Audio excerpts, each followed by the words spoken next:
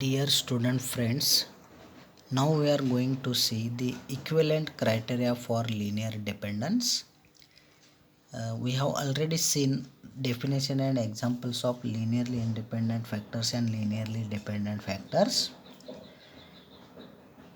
So this is the equivalent criteria. What is the equivalent criteria? That a set of non-zero vectors v1, v2, vi and so on vn are linearly dependent if and only if one of the factors vi is a linear combination of other factors.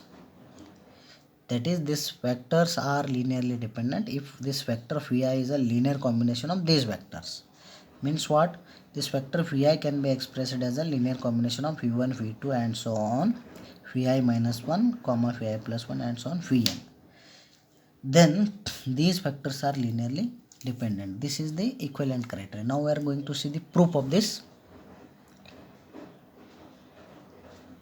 The first part, suppose the vectors v1, v2 and so on vi and so on vn are linearly dependent. Linearly dependent vectors means what?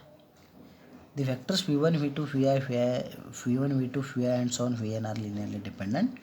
Means that is, there exist scalars alpha 1, alpha 2 and alpha I minus 1, alpha I minus 1, alpha I plus 1 and so on alpha n, not all 0. That is, not all 0 means at least one alpha is not equal to 0, such that alpha 1 v1 plus alpha 2 v2 plus and so on alpha I plus and so on alpha n vn equal to 0.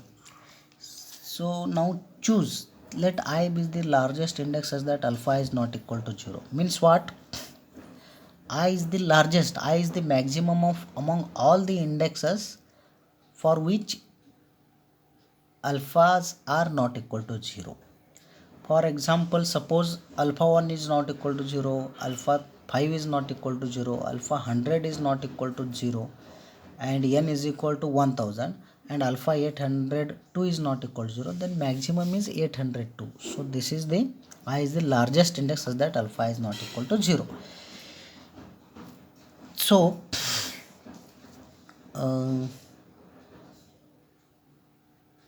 again writing this same relation, that is alpha 1 v1 plus alpha 2 v2 plus and so on alpha n is equal to 0. So alpha 1 v1 plus alpha 2 v2 plus and so on alpha I vi plus and so on alpha n vn is equal to 0. So taking taking the remaining terms other than alpha I vi, on the right side we have alpha I vi is equal to minus alpha 1 1 minus alpha 2 v2 minus and so on minus alpha I minus 1 vi minus 1 minus alpha I plus vi plus 1 and so on minus alpha n vn. Here before the term alpha I vi minus alpha I minus 1 vi minus 1 term is there, and after the term alpha I vi minus alpha I plus 1 vi plus 1 term is there. So we have written here minus alpha I minus 1 vi minus 1 and alpha I plus 1 vi plus 1. So this vi, now this vi, so see here alpha I is not equal to 0, so we can divide this, we can divide by alpha I. So reason for this step is alpha I is not equal to 0. So dividing each term by alpha I, we get vi is equal to alpha 1 v1 alpha 1 alpha I minus alpha 1 alpha I v1 minus alpha 2 alpha I v2 plus and so on minus alpha I minus 1 divided by alpha I vi minus 1 plus minus alpha I plus 1 divided by alpha I vi plus 1 and so on minus alpha n divided by alpha 1 v1, because alpha I is not equal to 0. So let beta j is equal to minus alpha j divided by alpha I for all j not equal to I. Means beta 1 is what? Minus alpha 1 divided by alpha I. Beta 2 is what? Minus alpha 2 divided by alpha I.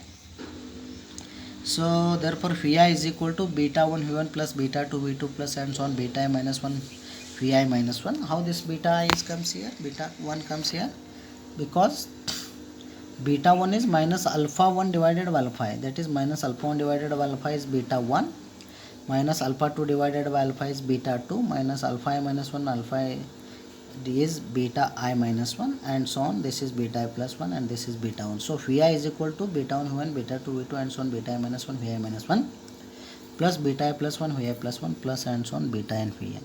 So phi I is a linear combination of the other vectors.